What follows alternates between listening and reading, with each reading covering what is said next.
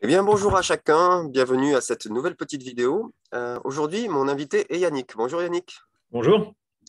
Alors Yannick, il y a quelques années, j'avais vu passer une vidéo de toi, de tes expériences que tu menais au Sénégal, et on ne se connaissait pas encore. Non, en effet, on avait un lien familial vu que je suis proche de ta sœur et de ton beau-frère, mais on ne se connaissait pas directement. Non. On ne Voilà. s'était jamais croisés. Et puis, il y a quelques semaines, j'étais très heureux d'avoir un mail de ta part qui souhaitait connecter, et ça nous va très bien, puisqu'à l'école buissonnière, ce qu'on fait, c'est justement connecter tous ces gens qui sont impliqués dans le milieu de la permaculture, de l'agroécologie. Et donc, je suis très content de t'avoir parmi nous. Et Et, de euh, même. et je vois que tu es accompagné de tes petits-enfants, c'est très bien, c'est vivant chez toi. Ouais, oui, on vit dans la plus grande tiny house du monde. Ah, c'est C'est génial, ça que je dis souvent. super. Non, les filles, il faut aller dans la chambre. En fait. Les filles, il faut aller dans la chambre. C'est bon. Bon, pas de souci. Alors, bon, mais justement, parle-nous de ce Sénégal. Tu t'étais retrouvé à Gorom, il me semble, à 40 km de Dakar, Ouais. pour cultiver dans le Sahel. Est-ce que tu es fou? J'étais. Alors, je vais parler au passé. J'étais pas fou, j'étais utopique, Très bien. utopiste. D'accord. C'était par manque d'expérience, mais au final, maintenant, avec l'expérience, je continue à. C'est pas à croire, c'est maintenant, je sais que c'est tout à fait possible. À l'époque, je pensais que ce serait simple. C'est ça la petite différence. Et est-ce que tu peux nous raconter un petit peu ce que tu étais allé faire et puis comment ça s'est Alors, passé? du coup, moi, je suis allé.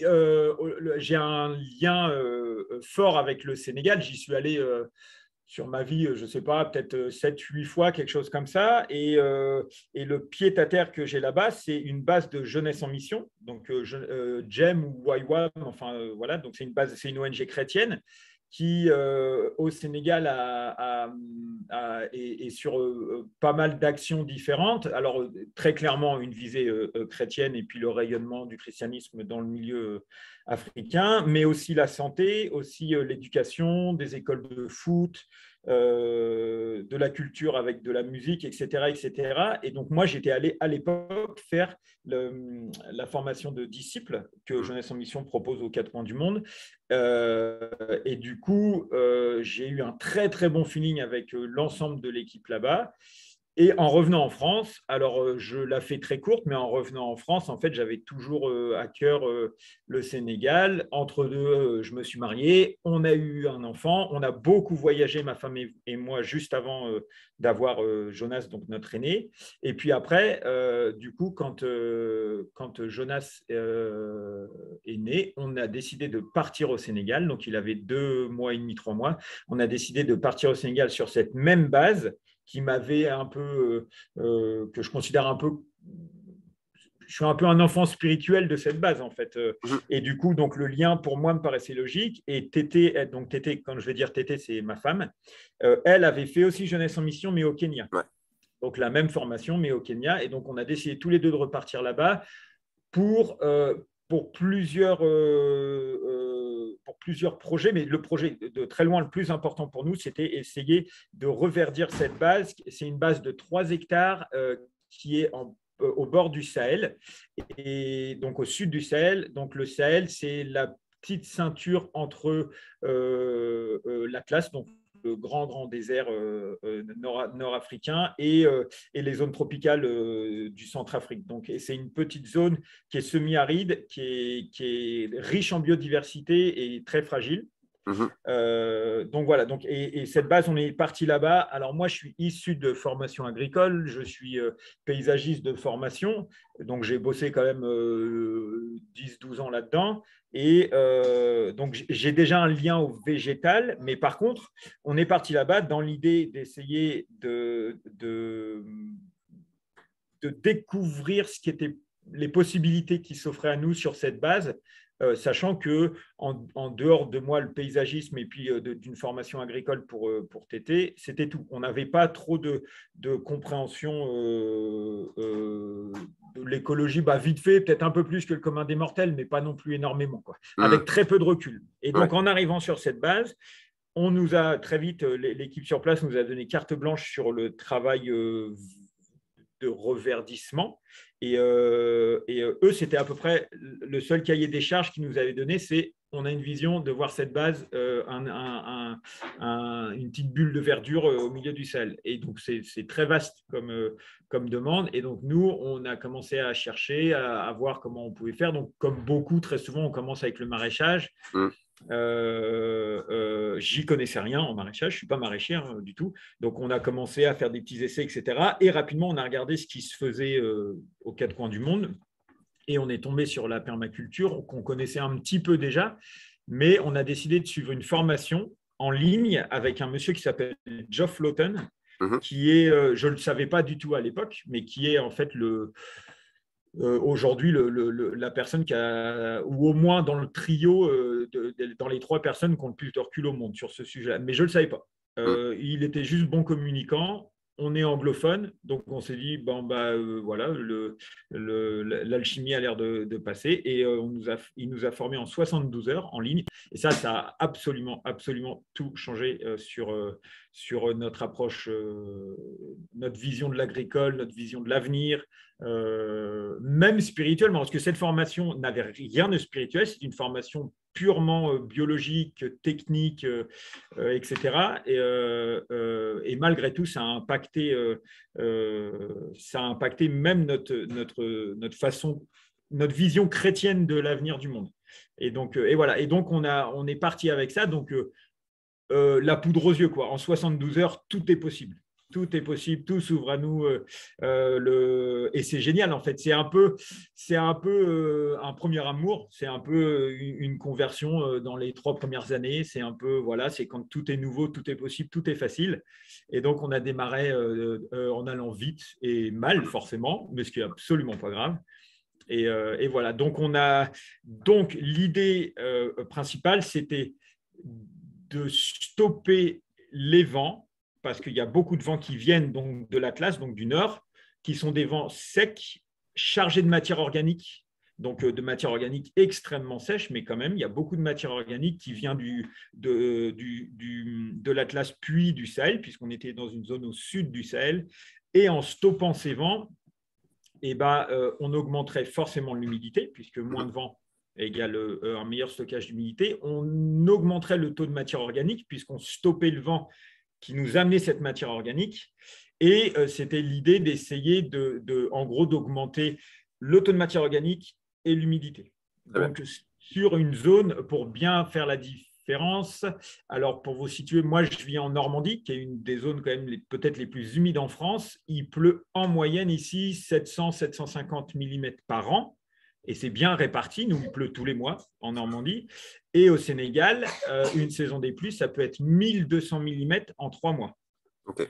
Donc, en gros, pendant 3 ou 4 mois de l'année, on est en zone tropicale absolue.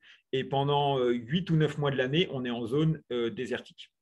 Parce qu'il pleut énormément sur un sol sableux. Et quand je dis sableux, c'est sur plusieurs dizaines de mètres. Il n'y a que du sable fin, donc il y a un taux d'infiltration absolument dingue. Il pleut et tout s'infiltre. Il pleut, ça s'infiltre, il pleut, ça s'infiltre. Et donc, impossible d'essayer par des procédés chimiques. En fait, il faut changer la structure du sol, ce qui est hyper complexe quand on parle de sable. Donc, du coup, nous, on s'est dit, on va tout simplement augmenter le taux de matière organique. Donc, plus d'arbres égale plus de feuilles, plus de matière végétale. Quand ces feuilles tombent à la surface, si on les protège de l'érosion liée au vent, parce que sinon ces feuilles, elles s'en vont, si on arrive à stopper le vent, et petit à petit, on va augmenter le taux de matière organique et donc l'humidité et donc la croissance et donc la vie, etc. C'était les grandes idées. Et du coup, ça donnait quoi?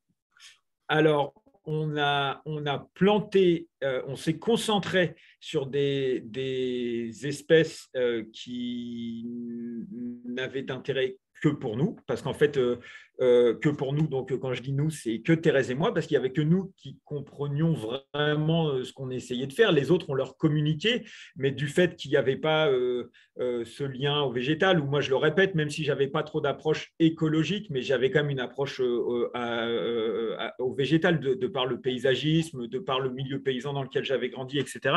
Donc les arbres qu'on a plantés sont des arbres fixateurs d'azote à croissance rapide et à cycle de vie court, et des arbres qui sont quasiment autonomes, ça veut dire avec vraiment très, très peu d'arrosage, très peu de besoins, très peu de suivi. Mhm. Et donc, on n'a pas du tout planté ou très peu des jolis manguiers, des bananiers, du corosol, enfin tous les arbres qui font rêver les arbres fruitiers là-bas.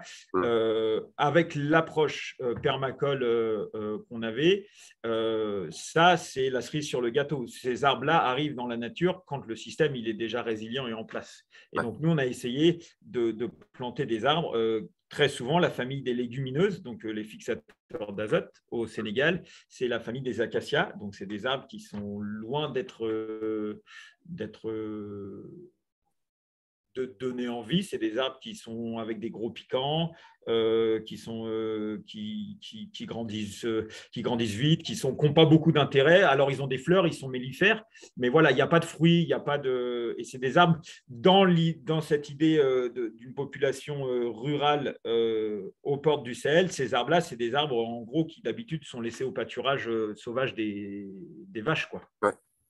Donc, nous, c'était l'idée de protéger de ce pâturage. Et en fait, ces arbres-là ont grandi petit à petit.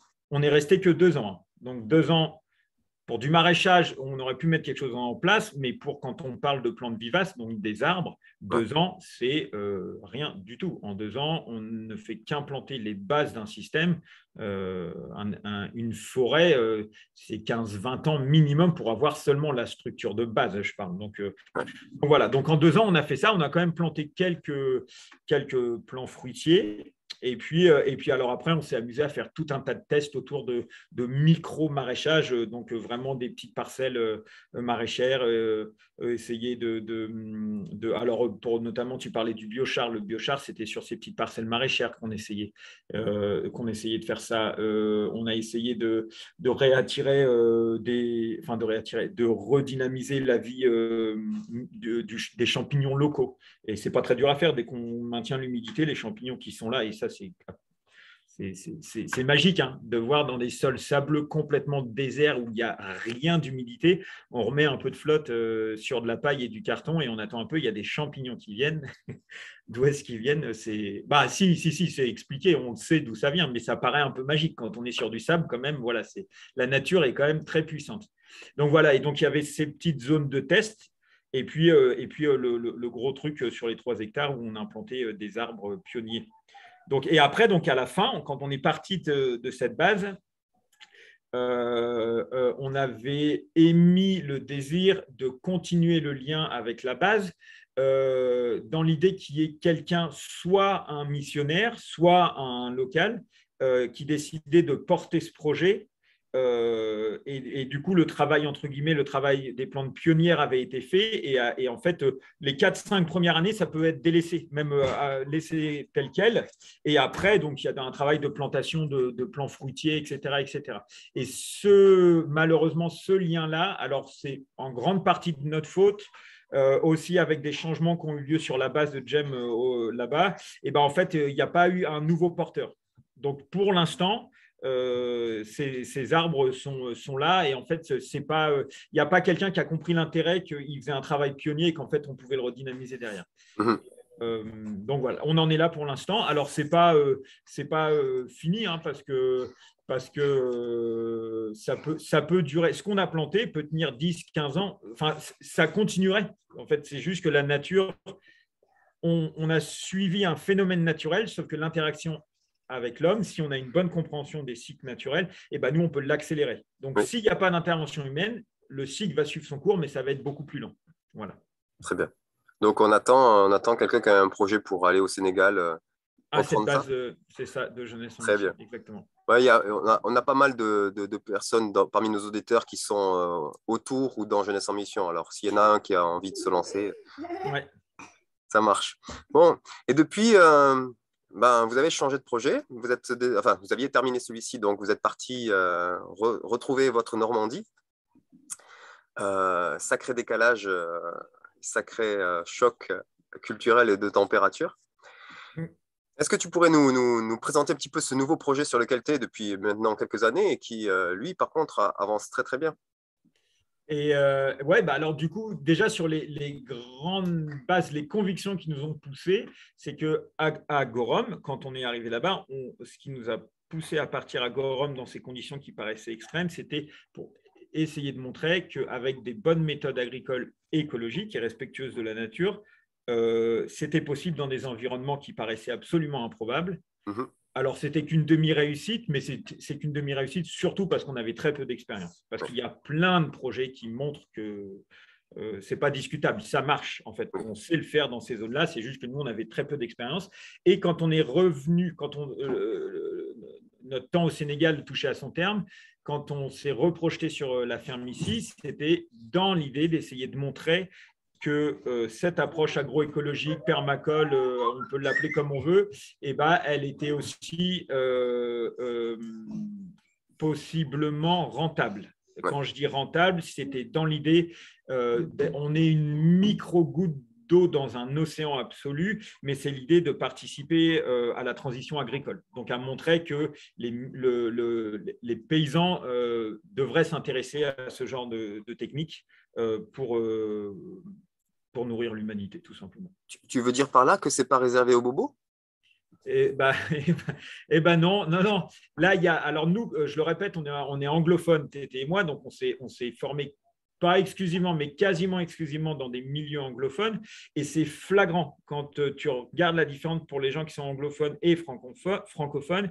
En français, les trois quarts des sujets autour de la permaculture, c'est maraîchage sur but, autonomie familiale. C'est toujours, quasiment toujours dans des journaux autour du potager. Et dans les milieux anglo-saxons, nous, on a visité des fermes de la plus petite 3-4 hectares. Une ferme moyenne, c'est 45-50 hectares. Il y a des ranchs aux États-Unis qui font plus de 3000 hectares, qui sont menés en permaculture, qui sont des vraies grosses entreprises, qui génèrent de l'emploi, qui génèrent beaucoup d'emplois, des fois sur des petites surfaces. Et ça, en France, en fait, si c'est absolument pas un jugement, c'est un état des lieux que je fais. C'est que les particuliers se sont emparés du sujet. Et je pense que du fait que les particuliers s'en sont emparés et que c'est devenu c'est quand même un peu une pop star ce sujet-là en ce moment, et ben je pense que les paysans, pour être dans une population en France plutôt conservatrice, plutôt un peu réac, etc., et ben ça peut être une barrière. Ah mais non, ce sujet de bobo, ça ne m'intéresse pas, etc. Alors que c'est un problème franco-français. Parce que dès que tu regardes en Océanie, en Asie, tout près, hein, en Angleterre, en Allemagne, sans parler de l'Amérique du Nord, en fait, à peu près tous les endroits où on s'est renseigné, où on s'est formé, c'était chez des paysans, des gens qui vivaient de leur production et qui nourrissaient des centaines de familles avec la permaculture. Et donc, pour moi, il y a un mariage qui devrait être fait entre ces deux mondes. Et ce n'est pas gagné. Hein. Ce n'est pas gagné parce que voilà. Mais il y a deux choses. C'est que l'autonomie familiale et regagner de l'autorité sur sa façon de se nourrir, même énergétiquement, hein, avec la permaculture, ce n'est pas juste la production alimentaire, ça peut être c'est de l'éco-construction, c'est de l'énergie, etc. Regagner. Léon, excuse-moi une seconde. Léon, sors et ne claque pas la porte. Ne claque pas la porte, tu fais trop. Regagner de l'autorité et de l'autonomie sur ce sujet-là, c'est absolument essentiel. Mais par contre, c'est les professionnels paysans qui vont nourrir l'humanité. Et ça, c'est une certitude. L'autonomie familiale ne nourrira pas l'humanité. Ça ne veut absolument pas dire qu'elle n'a pas d'intérêt. Elle a 1000 intérêts. Mais c'est le monde paysan qui a les terres et c'est ce monde paysan qui a la capacité de nourrir ou pas l'humanité. Et donc, pour moi, c'est là. Mon combat, il est là. Mon combat spirituel, il est là aujourd'hui. Super. Bon, alors parle-nous un petit peu de ce projet normand. Alors, donc, on est rentré du Sénégal.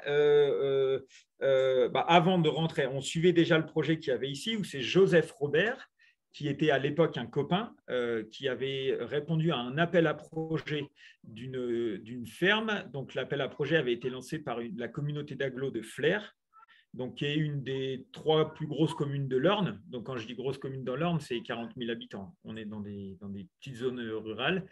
Et donc, ils avaient fait un appel à projet. Joseph y a répondu sur un atelier maraîchage et poules pondeuses sur une ferme de 12 hectares. Et donc, lui, très clairement, il avait dit dès le départ, moi, j'ai besoin de 3 hectares pour mon activité. Et donc, il avait annoncé aux propriétaires des lieux, à Flers-Aglo, que il avait une volonté de projet collectif. Et nous, très rapidement, c'était 5-6 mois après son installation, on est arrivé avec tous nos bagages sénégalais, quoi, avec tout ce que je vous ai raconté d'avant, encore de la poudre aux yeux, encore beaucoup d'utopie et des convictions très fortes, alors très clairement liées à notre spiritualité chrétienne, mais pas que, aussi liées au fait qu'on voit qu'on est en train de toucher des techniques qui sont porteuses d'espoir, quoi, sur des méthodes de production, etc. Donc, on s'est dit, on veut s'investir avec toi, Joseph, ça nous plaît. Et donc, on est arrivé sur cette ferme où donc Joseph avait son atelier maraîchage et poulet. Et nous, on a bidouillé un peu au départ, on ne savait pas quelle forme ça allait prendre. On vivait tous dans la même maison, tous les trois, tous les quatre. Il y avait Jonas et Thérèse était enceinte. Parce qu'aujourd'hui, on a 3 enfants et elle accouche, ma femme, du 4e dans 3 semaines. Donc voilà, on est dans la caricature du monde paysan, on fait beaucoup d'enfants. Parce qu'on a foi dans l'avenir. Donc voilà, nous, ça nous va très bien. Et donc voilà, on avait un enfant, le 2e en route, et on vivait tous ensemble dans l'idée de construire un projet collectif. Donc très rapidement, les entités se sont séparées. On n'a pas voulu mettre l'argent en commun parce que pour nous, de par nos expériences collectives, l'argent en commun, en fait, c'était il y a, je ne sais plus comment il s'appelle, il y a un bouquin chrétien qui m'a absolument changé, qui s'appelle Argent, sexe et pouvoir. Je ne sais plus, il a été écrit par j'ai oublié, c'est un vieux bouquin des années 70-80, Argent, sexe et pouvoir, et qui montre le pouvoir derrière ces 3 sujets. Et donc, nous, on a décidé de séparer l'argent pour ne pas que l'argent détruise les liens humains. Donc, on a décidé d'avoir une entité collective qui est une association loi 1901, donc association à but non lucratif, culturel, etc. Et des entités qui sont, elles, des entreprises. Donc, soit, pour l'instant, on est tous en entreprise individuelle, mais nous, on va créer un GEC avec TT. Enfin, voilà, après, ça regarde chaque entité. Et du coup, on a séparé les finances, les méthodes de production n'ont rien à voir les unes avec les autres tant qu'on rentre dans la charte collective. Et cette charte collective, je la fais courte, mais cette charte collective, c'est l'humain avant tout et l'écologie. Donc, c'est volontairement très vague. Joseph, par exemple, ne pratique pas de permaculture sur son maraîchage. Et c'est absolument pas, enfin, c'est pas la permaculture, c'est un outil, c'est pas une religion. Et selon avec qui on parle, des fois, on a l'impression qu'on parle d'un dogme un peu. C'est absolument pas un dogme, c'est une technique que je trouve extrêmement intéressante, mais ça reste une technique. Et donc voilà, aujourd'hui, on en est là. Donc il y a 3 habitats séparés sur la ferme. Donc nous, j'en ai rénové un avec ma femme et on vit dedans avec notre famille, qui a une extrémité de la ferme. Le 2e habitat est là où Joseph, Anna, qui est Anna, la sœur de Tété, qui est arrivée après coup, mais c'est accessoirement mariée avec Joseph, et elle vient d'accoucher du 2e enfant, vivent là-bas, et on a un habitat où on accueille des gens.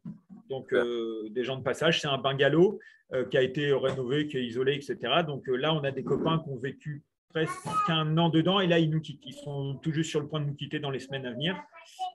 Donc voilà, et donc Joseph est toujours sur un atelier maraîchage, il a arrêté les poules pondeuses, il fait aujourd'hui du mouton, et c'est en synergie avec Anna, parce que Joseph a un statut agricole, mais Anna, sa femme, n'a pas de statut agricole, c'est une artisan, elle travaille la laine de mouton. Et donc c'est de l'artisanat, c'est pas de l'agricole, elle n'est pas éleveuse de moutons, c'est son mari Joseph qui élève des moutons, elle récolte la laine et elle la travaille, elle la transforme et elle la teinte avec des plantes de la ferme. Donc, elle a un produit fini, c'est de la semelle, des bonnets, de la laine. Je le dis pas, mais ça tombe sous le sens, sans absolument aucun traitement. Enfin, voilà, c'est les produits. On est tous sur des convictions très fortes, naturelles, absolues, quoi. Et donc, elle est, Anna, sur l'idée de redynamiser cette filière laine en France. Et elle, c'est absolument impossible de faire tout en local, parce que, par exemple, pour carder la laine, je vous passe les détails, mais pour le travail de la laine, c'est une filière nationale qui est micro. C'est vraiment une toute petite filière. Et en fait, ils se serrent les coudes entre eux pour la maintenir à vie, cette filière. Donc, ça descend jusqu'à Toulouse, la laine, pour être cardée. C'est là-bas qu'il y a le savoir pour la transformer. Beaucoup d'éleveurs de moutons sont soit chez nous, soit dans le sud-ouest aussi de la France. Donc, voilà. Et donc, Thérèse et moi, nous, on s'est installés sur notre exploitation où on a un atelier de porc plein air, de races rustiques anciennes et qui sont, quand je dis plein air, ça veut dire qu'ils valorisent réellement la prairie. Nos porcs ne sont pas dans la boue, ils sont dans l'herbe. C'est hyper important, j'y viendrai peut-être tout à l'heure. Et un deuxième atelier qui est un tout petit atelier de culture de champignons sur bois. Donc, on fait du shiitake. C'est un champignon qui est linivore, donc voilà, on cultive ça, mais c'est tout petit. Et le plus gros atelier qu'on a, c'est la production de la production de fruits. Donc essentiellement, comme on est en Normandie, pommes, mais pas que. Et c'est là-dessus que tout notre savoir et notre énergie est mis, parce que c'est de loin ce qui nous intéresse le plus. Et avec la permaculture, cette approche qu'on a là de verger mixte, et ben, c'est un peu l'approche forêt-jardin, verger permaculturel où en fait on est en bio, mais c'est absolument pas des lignes de pommiers. On essaye de créer un écosystème surproductif. Et donc là-dessus, il y a un petit peu de recul. Je ne parle pas de nous, hein, je parle en mondial, mais dans les milieux tempérés, il n'y a pas énormément de recul. Donc on est tous en train de tester. Et il y a un réseau mondial de personnes qui s'entraident pour essayer d'avancer ensemble dans les climats tempérés. Donc je sais que toi, tu es dans le coin de Toulouse, par exemple, je ne connais pas. En fait, c'est une autre problématique et il doit y avoir d'autres réseaux qui réfléchissent sur ces sujets-là. Mais dans les climats tempérés, je sais qu'on serre les coudes. Et donc nous, du coup, on est sur des grands pommiers, donc on fait cidre, jus de pomme, vinaigre, et on est après sur des petits arbres où là on fait du fruit à couteau, donc à croquer cru, frais, quoi. Donc, et sur ces petits arbres, on fait pommes, poires, prunes, cerises, figues,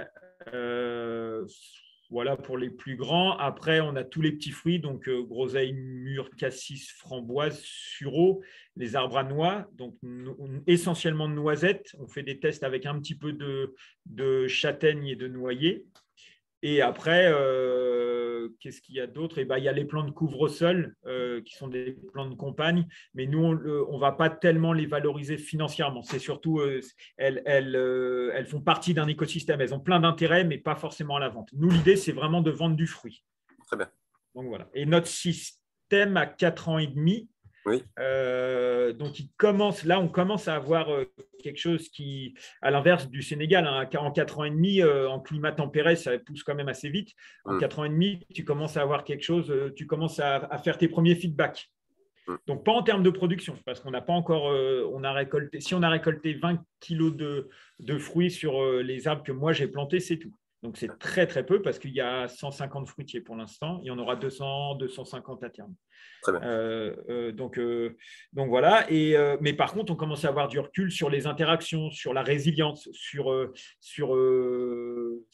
redynamiser la biodiversité, etc., etc. Sachant que tous nos 3 ateliers, cochons, champignons et forêt-jardin ou le verger mixte, c'est pour ne pas perdre des gens, mais en fait, je parle de 3 ateliers distincts par habitude, mais en fait, c'est un écosystème. Tout est en interaction. Ouais. Et donc, ça amène des vraies problématiques. Hein. Faire interagir le cochon avec les arbres fruitiers, si on part un peu trop la fleur au fusil et qu'on ne se renseigne pas trop, ça peut être dramatique assez vite. Hein. Oui, on peut perdre pas mal d'arbres au passage. Ah oui, tout à fait. Ouais. Et donc, moi, mes cochons, là, pour le coup, ils ne viennent plus dans mon verger de petits fruitiers. Donc, je parle quand je dis petits fruitiers, c'est des arbres basses ou demi-tiges, en fait. C'est des différents niveaux de greffe. On peut greffer en basse tige, en demi ou en haute tige. Haute tige, chez nous, en Normandie, c'est que les pleins vents ou les hautes tiges, c'est les arbres à pommes à cidre. Ouais. Tout ce qui est en dessous, c'est pour de la récolte manuelle, c'est à portée de main, c'est plus facile. Donc, dans ce verger-là, depuis seulement cet été, les cochons ne vont plus dedans. Mais c'est eux qui ont implanté, préparé mes parcelles, retourné la terre, ameubli, etc., etc. Donc, voilà. Et donc, les cochons étaient transitoires parce que, je le répète, c'est important, nous, on a quand même une problématique qui n'est pas rien, c'est qu'on est 2 à temps plein, Thérèse et moi, on fait... Je pense entre 80 heures et 100 heures la semaine à 2. Ça varie selon les saisons. Et donc, il faut générer quand même un minimum parce qu'on a 3 enfants, bientôt 4. Et donc, on a cette problématique d'essayer de trouver un outil, mais ça doit générer un minimum. Oui. Alors, très clairement, pour l'instant, on est comme un paysan sur trois, je crois. Je crois qu'en France, il y a un paysan sur trois qui vit avec le RSA. Oui. Et on est actuellement dans ce cadre-là. Donc, c'est le RSA qui nous… Alors, je ne m'en cache pas, je veux même que ça se sache, parce que souvent, c'est un sujet honteux dans le milieu paysan. La réalité, c'est que l'agricole ne génère pas de revenus, ni chez nous pour l'instant, mais ni chez nos voisins. Que tu sois en intensif ou en pas intensif, c'est un autre sujet. L'agricole ne génère pas d'argent. De par des problèmes de coût d'achat. En fait, si les gens achètent peu cher, la personne qui produit n'a pas de quoi se nourrir. Et donc, voilà. Donc, nous, l'idée, c'est d'essayer que ça génère de l'argent. Donc, pour vous donner l'idée, on s'est dit avec Tété qu'à terme, si on arrivait à produire à peu près 100 heures la semaine, on va dire 90, 100 heures la semaine à deux, je parle bien de deux personnes, si on arrive à générer 1005, 1006, eh ben, on est les rois du pétrole parce qu'on a une autonomie qui est quand même très forte et qui est quelque chose qui n'a pas de valeur financière, mais qui a en termes de résilience, là, quand les coûts énergétiques explosent sur une ferme, c'est la folie, hein, parce que même si on est peu mécanisé, on a quand même besoin d'un peu de gasoil, de fioul rouge, on a besoin d'électricité pour produire, pour transformer notre cidre, etc., etc. Donc, très vite, tout ça peut devenir une occasion de chute, en fait, que l'entreprise tombe. Et du coup, nous, la résilience, elle est hyper importante. Donc, on n'a pas besoin de gagner beaucoup. Si on touche 1006 pour une famille de 6, ça nous va. Et pour l'instant, ce n'est pas le cas. Et on vise encore 7-8 ans. On espère que ce sera atteint en fait, quand notre verger sera en pleine production, on espère pouvoir atteindre à peu près ce chiffre. Très bien. Et c'est important pour moi, si on parle de ferme d'avenir, quand tu es sur des micro-fermes comme nous, donc nous, notre exploitation à Thérèse-et-Gagnée, la ferme collective fait 12 hectares, mais notre entreprise n'exploite que 4 hectares et demi. Donc, sur tout ce qui est les versements agricoles, donc la PAC, je ne veux pas rentrer dans les techniques, mais la PAC, c'est lié à ta surface. Sur 4 hectares et demi, la PAC, elle n'est pas très grosse. Donc, du coup, les paysans qui arrivent à avoir des revenus décents, très souvent, c'est lié pas forcément à des productions, mais à des versements européens, départementaux, nationaux, peu importe. Et du coup, nous, les micro-fermes, pour l'instant, mais je crains que ça va durer, à moins d'une réforme massive de la PAC, ça risque de rester comme ça. Et du coup, on n'aura jamais droit à ça. Et donc, il faut mettre en avant que les fermes d'avenir ne généreront pas beaucoup d'argent, mais par contre, il faut mettre en avant que l'autonomie vaut plus que l'argent. Et ça, c'est pas mis en avant. Donc, si moi je parle du fait qu'on a des petits revenus, j'ai un tout petit revenu, j'ai 3 enfants, bientôt 4, je n'ai aucune pression financière. J'ai pas, en fait, les finances ne sont pas un sujet de dispute entre ma femme et moi. Les craintes de manquer on n'a pas ça. Alors, il y a plein de pressions d'autres sujets, mais pas ça. Et ça, pour le coup, je me considère plus riche que la plupart des gens parce qu'on n'a pas ces pressions-là. Et c'est hyper important d'en parler. Super, merci beaucoup. Il y a autre chose qui me semble important d'en parler, c'est que tu nous as parlé de Joseph tout à l'heure. Donc, vous êtes associé sur ce projet. Et si mes informations sont justes, vous ne partagez pas la même foi. Et c'est une question qu'on me pose régulièrement. C'est moi, j'aimerais bien lancer un projet, mais autour de moi, les seules personnes qui sont intéressées ne partagent pas ma foi chrétienne. Est-ce que je peux me lancer? Est-ce que je dois me lancer tout seul? Quel est ton avis sur le sujet? Alors, j'ai un avis. Je m'assume. Maintenant, ça fait une dizaine d'années que je suis dans le milieu paysan, donc je suis, je pense, un peu dans la caricature du milieu paysan. Je vais être entier et cru. La réalité, c'est que la première chose, le savoir technique, pour parler crûment, sur la gestion de la terre n'est pas dans le milieu chrétien. C'est un fait. On l'a oublié parce que, pour le coup, les jardins des moines, etc., il y avait un vrai savoir. La plupart des produits culinaires qu'on mange, qu'on considère des produits de grande valeur, etc., viennent du milieu qui étaient les moines, les jardins des simples, etc., tout ce savoir-là, le vin, la bière, le cidre et j'en passe. Mais malgré ça, il y a eu une déconnexion profonde et pour l'instant, la plupart du savoir ne vient pas de là. Alors du coup, le premier truc, c'est si jamais je veux essayer en tant que chrétien peut faire avancer ce schmilblick et ce savoir. Je ne cherche pas du tout à ce que l'Église, je cherche plusieurs choses, mais à ce que les chrétiens et l'Église arrivent à une meilleure compréhension de la nature, de comment interagir avec la création, mais aussi que l'humanité dans son ensemble puisse avoir cette interaction bénéfique et saine, et que la personne en face soit chrétienne ou pas. Pour moi, ça ne doit pas être une raison pour me dire je veux qu'elle participe à cette bénédiction ou pas.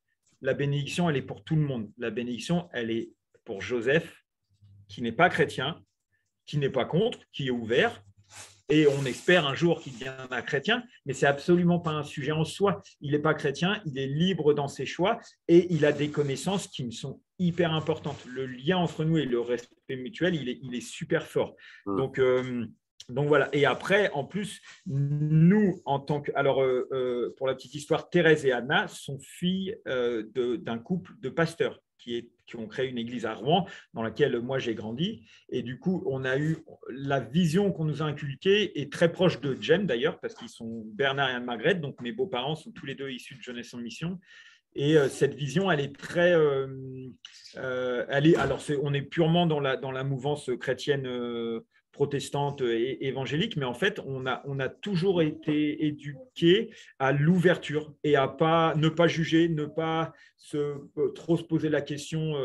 En fait, la personne en face, c'est pas parce qu'elle est chrétienne je caricature volontairement, chrétienne, musulmane, milieu paysan ou pas, homosexuel ou pas, en fait, l'approche et la façon dont je vais m'adresser à cette personne ne change rien. J'émane Jésus, je crois que j'émane Jésus et je n'ai pas besoin ni d'avoir peur de l'autre. Je crois que ce que j'ai en moi est plus puissant et je crois que c'est moi qui influence la personne en face.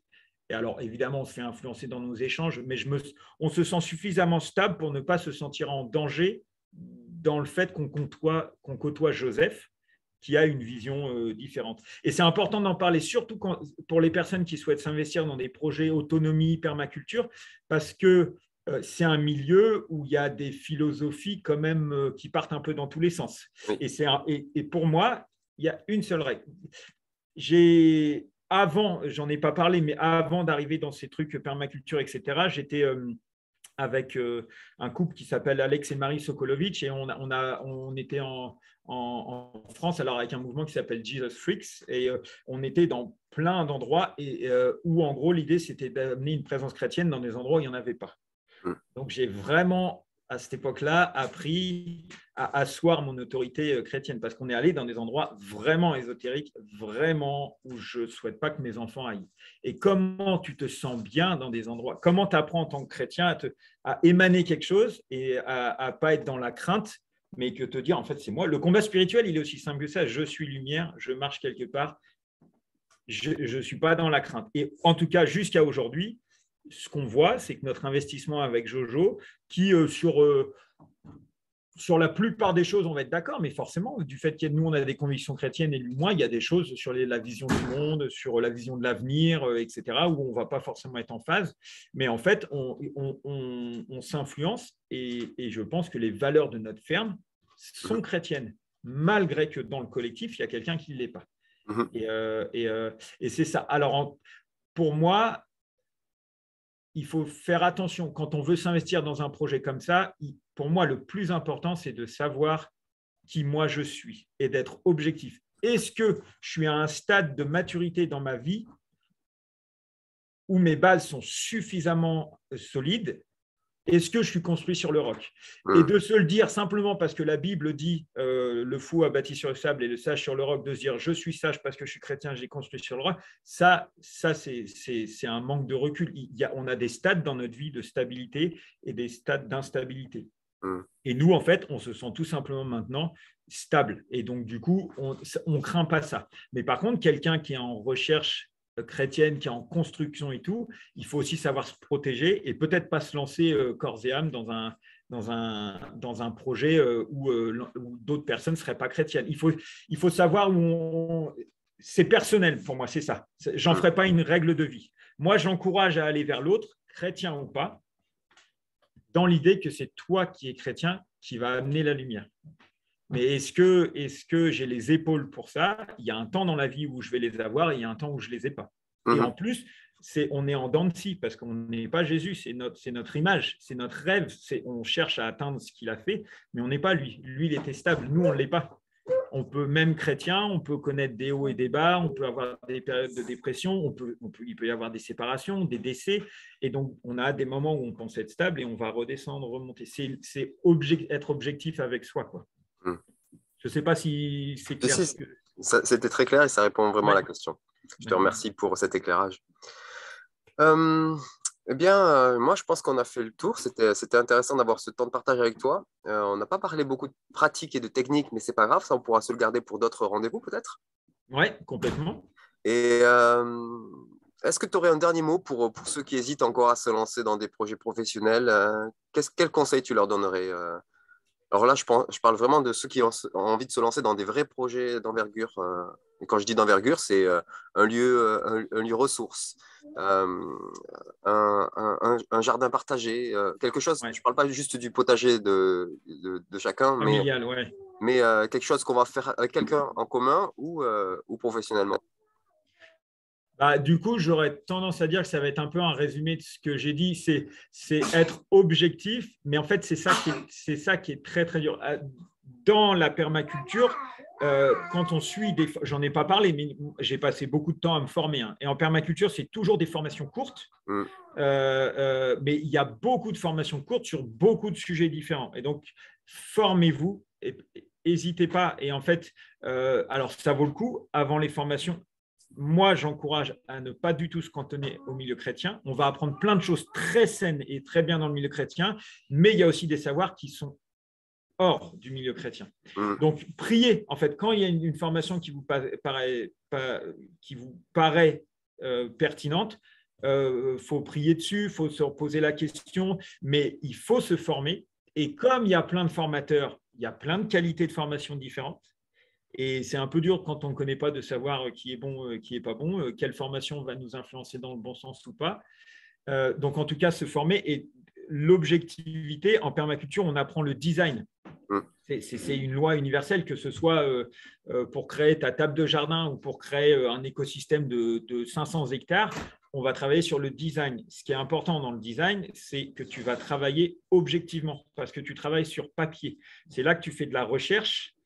Tu te documentes, tu dessines, tu fais un temps de réflexion, tu reviens sur ton dessin, tu re-questionnes, etc. Parce qu'une fois que tu as mis les mains dedans, tes émotions elles sont investies et tu n'as plus d'objectivité. Et je le sais parce que je l'ai fait à chaque fois et malgré que je l'enseigne, je fais ça moi-même. On n'est plus objectif quand on a le nez dans le guidon. Et on est capable de faire des erreurs qui sont monumentales si on n'a pas bien conçu. Donc, en fait, il faut être le plus objectif possible. Et en étant objectif, le plus important, surtout si c'est sur un projet de vie, un projet pas juste un petit carré potager pour s'amuser le week-end, mais ce qui est très bien. Mais je veux dire, si c'est un projet de vie comme ce que nous on a fait, les risques, ils sont très gros. Tu peux faire un burn-out.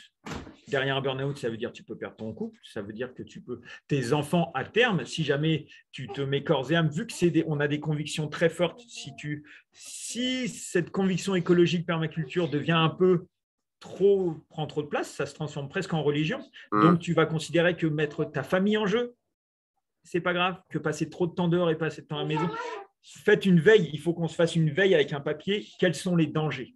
Et l'argent en est un, c'est tellement un danger, même quand on a peu. L'argent, ce n'est pas la quantité d'argent qui est un danger. Qu'on n'ait pas du tout d'argent ou qu'on ait beaucoup, on peut avoir la même dépendance à l'argent. L'argent est un danger, le pouvoir en est un deuxième. Le pouvoir, si c'est un endroit en permaculture, on va très très vite attirer les gens parce que pour l'instant, c'est un endroit, c'est des lieux qui attirent parce que c'est nouveau, parce que c'est pop-starisé, donc ça va attirer. Donc le pouvoir, il va être là. Si on n'est pas objectif là-dessus, sur le fait que des gens vont nous regarder, vont nous écouter et qu'on va se retrouver dans des situations où si on n'a pas réfléchi, on va prendre la grosse tête et la grosse tête, elle est dangereuse. Et c'est ça, c'est trouver les veilles, les trucs sur lesquels cette veille-là, je connais ma faiblesse sur ce point-là. Moi, je suis un fonceur et je sais que si je n'avais pas ma femme, Là, je vais faire 60 heures la semaine, quelque chose comme ça. 60, 70. Si je n'avais pas ma femme, en fait, je peux oublier le reste du monde. Donc, quelles sont les veilles pour nous ramener à la stabilité, quoi. Et la stabilité, elle n'est pas seule. D'où l'intérêt du collectif. La stabilité, nous, on dit souvent avec le collectif, tu vas beaucoup plus lentement, mais tu vas plus sûrement. C'est beaucoup plus lent. Je le répète, c'est beaucoup plus lent, mais c'est plus sûr. Et donc, voilà. Parce qu'après, les sujets, si tu te lances au départ, si tu regardes que la technique, ça va être tétanisant parce que c'est énorme tout ce qu'il faut savoir. Sauf qu'en fait, tu démarres tout petit. Nous, on a démarré au Sénégal, ce n'était pas notre argent, c'était de l'argent qu'on est allé chercher, c'était un financement participatif sur un tout petit projet, ça ne coûtait pas cher, les risques n'étaient pas gros. Et quand on est arrivé ici, et ben maintenant, les risques sont quand même plus gros. Et puis après, ici, on a d'autres projets, on a une ferme familiale que potentiellement on pourrait reprendre, où les risques seront encore beaucoup plus gros, on parle de centaines d'hectares. Donc, en fait, il faut aller petit à petit. Et puis garder des veilles. Moi, c'est ça, je dis garder des veilles. Qu'est-ce que tu es prêt à mettre en danger pour ton projet? Qu'est-ce que tu n'es pas prêt à mettre en danger pour ton projet? Si ta famille t'a marqué dans un carré rouge, je ne mettrai pas en jeu ma famille, eh ben, mets-toi des veilles pour que quelqu'un te rappelle « Ah, tu avais dit ça, mais ça fait 2 années de suite, tu n'es pas là pour l'anniversaire de ton gamin. » Ouais, c'est des trucs tout bêtes. Mais voilà, c'est des petites veilles. Moi, je pense que c'est ça. Parce que le burn-out, moi, je l'ai frôlé. Maintenant, on est passé dessus, ça va très bien. Mais le burn-out, quand tu as des convictions très fortes, tu ne comptes plus. Tu comptes plus les heures, tu ne comptes plus l'argent, tu ne comptes pas les sacrifices. Et du coup, il y a des dangers. Il y a des dangers. Mais alors après, par contre, la vision et la beauté de voir que la vision chrétienne du monde et de l'avenir de l'humanité, tout d'un coup, moi j'ai changé. Je pensais que l'agricole était la cause plus ou moins du malheur qui nous tombait dessus et que du coup derrière l'agricole c'est l'humain. Donc en tant que chrétien, quand tu penses que l'humain est un peu la cause de l'ensemble des maux du monde, c'est pas très spirituellement parlant, c'est pas très uplifting, on dit, c'est pas léger, quoi, tu vois, c'est lourd de conséquences. Et tout d'un coup, et c'est la permaculture qui m'a amené ça, de voir, non, en fait, l'humain a un pouvoir qui ne lui sera pas enlevé, qu'il soit dans la destruction ou dans la reconstruction. Et c'est ça. Alors ça, moi, ça m'a libéré d'un poids. Même le fait d'en parler là, tu vois, ça me met encore la chair de poule, de me dire, on est créateur, on est puissant. Il faut faire attention avec le pouvoir, mais on est doté de puissance et on peut reconstruire la nature ou détruire la création. C'est nous qui choisissons. Et ça, alors ça, c'est pour ça que je suis absolument passionné du sujet. Voilà. Ben, je te remercie, Yannick. Alors, tu parlais de formation, ben, ça tombe bien, le mois prochain, il y en a 2 qui se profilent. Donc, il y a le week-end du 14, 15 et 16 octobre de Retour à la Terre avec Sylvain et Philippe qui vous attendent à Gagnères avec toute une petite équipe. Alors, si vous êtes intéressé, vous avez déjà vu passer l'information, ben, dépêchez-vous parce qu'il ne reste plus que quelques places. Ils sont prêts peut-être à ouvrir quelques places supplémentaires, mais vraiment pour des gens très motivés avec un projet parce que voilà, les places sont bientôt toutes bouclées. Et puis, pour ceux qui trouvent que le Gagnères, c'est trop au sud, c'est trop loin, et qui ont envie d'une formation dans le nord, est-ce que tu peux nous parler de la formation que tu proposes les 22 et 23 octobre? Eh ben, alors, moi, c'est une formation uniquement autour du sujet forêt-jardin. Donc, c'est forêt-jardin, c'est tout ce qui touche autour d'un écosystème à base de plantes vivaces. Le maraîchage, c'est plantes annuelles. Et tu as toutes les plantes vivaces qui sont la majorité des plantes dans la nature sont des plantes vivaces. Et en gros, c'est la conception papier. Le premier jour, on ne travaille que sur la conception papier. Donc, essayer de réfléchir aux interactions, aux 5 éléments, donc aux 4 éléments, donc le vent, la pluie, l'eau, la chaleur, etc., la pente. Essayer de tout synthétiser sur papier pour que chaque participant arrive à refaire ça chez soi pour son projet personnel. Et le deuxième jour, c'est reproduction végétale. Donc là, on n'est que sur un retour d'expérience. Donc, c'est les méthodes de Yannick Srodava pour reproduire. Alors, à 3 francs 6 sous, si tu fais ce que je te dis ce jour-là, je sais que tu auras du résultat. Donc, voilà, c'est non exhaustif, mais c'est le retour d'expérience, quoi. Et cette formation n'a pas, on en parlait tout à l'heure avant de brancher le micro, n'a absolument pas de visée spirituelle. Moi, je suis un technicien et ce n'est pas deux choses séparées, absolument pas. Mais la technique est accessible à tout le monde. La spiritualité, c'est une histoire de choix personnel. La technique doit être accessible à tout le monde. Donc, cette formation-là n'a pas de visée spirituelle. Très bien. Voilà. Donc, c'est accessible à tout le monde. Parfait. Donc, pour résumer, 14, 15, 16 octobre, une formation plus générale et plus englobante pour les chrétiens qui participent à ce travail de retour à la terre, à Gagnières. Et puis dans l'Orne, le 22 et 23, pour une formation beaucoup plus technique. Dans tous les cas, vous avez toutes les informations dans la description de cette vidéo. Où vous pouvez retrouver les liens pour, si vous êtes intéressé pour l'une ou l'autre de ces formations. Yannick, je te remercie vraiment pour ce temps que tu as passé avec nous. Et puis, je pense qu'on va se retrouver à l'occasion pour une petite formation, une petite technique, une ou deux petites techniques par-ci par-là. Complètement. Et puis, j'aurais vraiment aimé descendre à 14, 15, 16, mais ça tombe pile sur le terme de Thérèse. Donc, bon, je pense que je ne pourrais pas être là, mais moi, ça me met du baume au cœur. C'est le premier lien qu'il y a entre ce que je fais et le milieu chrétien, et ça me tient vraiment à cœur. C'est super cool. Donc, voilà, je suis hyper content. Donc, je suis absolument ouvert à toute possibilité. Ça marche. C'était le premier, mais pas le dernier. Non, ce n'est pas le dernier. Et puis, c'est le premier vraiment autour de la permaculture. Voilà. Ça marche. Merci beaucoup, Yannick. Au revoir. Merci. Au revoir.